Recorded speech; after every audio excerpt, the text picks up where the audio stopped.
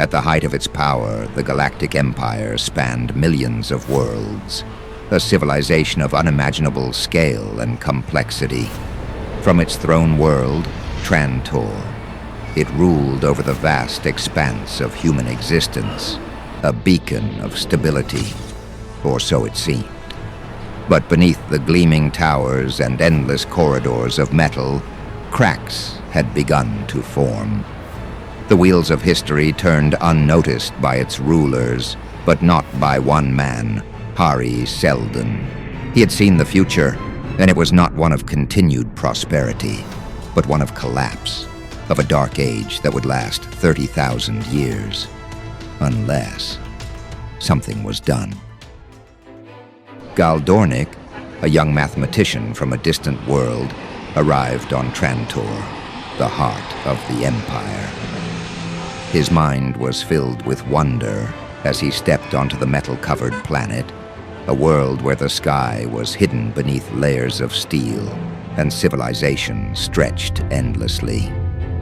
He had come to meet a legend, the man who had invited him here, Seldon. Seated before him was the man himself, Seldon. Gaul expected to hear about psychohistory, the famed mathematical science that could predict the future of civilizations. Instead, he was given a warning. "The Empire is dying," Seldon told him, his voice steady, factual. "Not in a year, not in a century, but soon.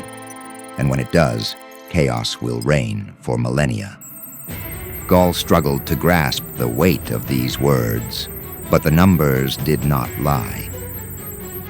But such knowledge was dangerous. Power does not appreciate being told it is temporary. The imperial authorities had been watching Seldon, and now they watched Gaul. That very night, he was taken, dragged from his quarters and escorted to an unknown destination. The wheels of power had begun to turn against Seldon's vision. In the high courts of Trantor, Seldon stood before the Commission of Public Safety, led by Linga Chen, one of the most powerful men in the Empire.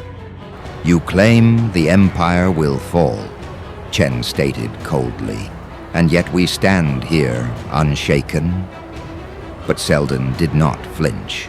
He spoke not of rebellion, not of war, but of inevitability. "The collapse is mathematical.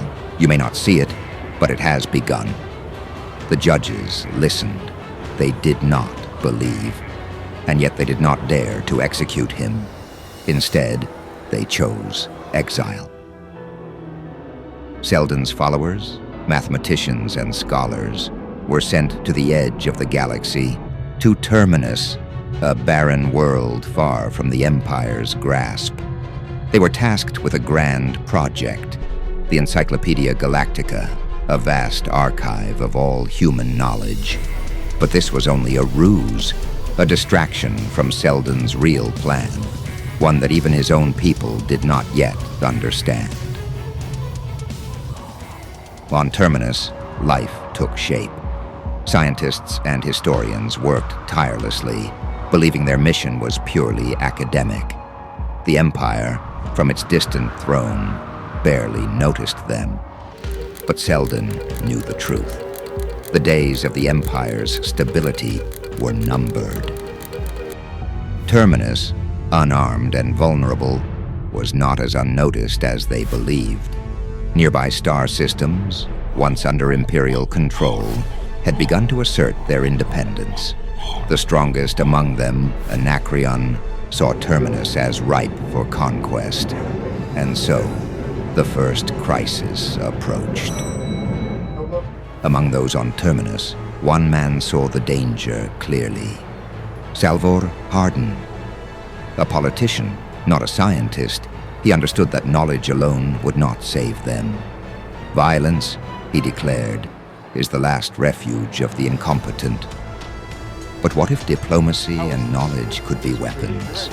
What if power did not come from guns, but from controlling the future? On Terminus, a mysterious chamber, sealed for decades, now began to stir.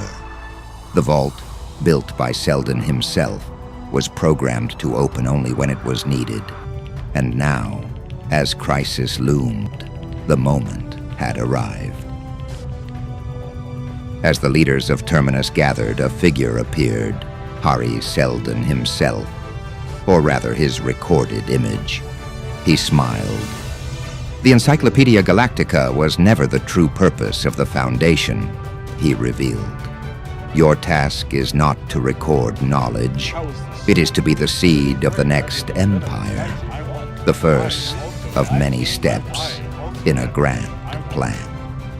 And in that moment, the people of Terminus understood their true role in history had only just begun. Anacreon loomed, the Empire faded, the first great test of the Foundation had arrived. Would it survive, or would the dream of Seldon fall before it could even begin? The future of civilization now rested not on armies, but on strategy, diplomacy, and the cold, calculated power of psychohistory.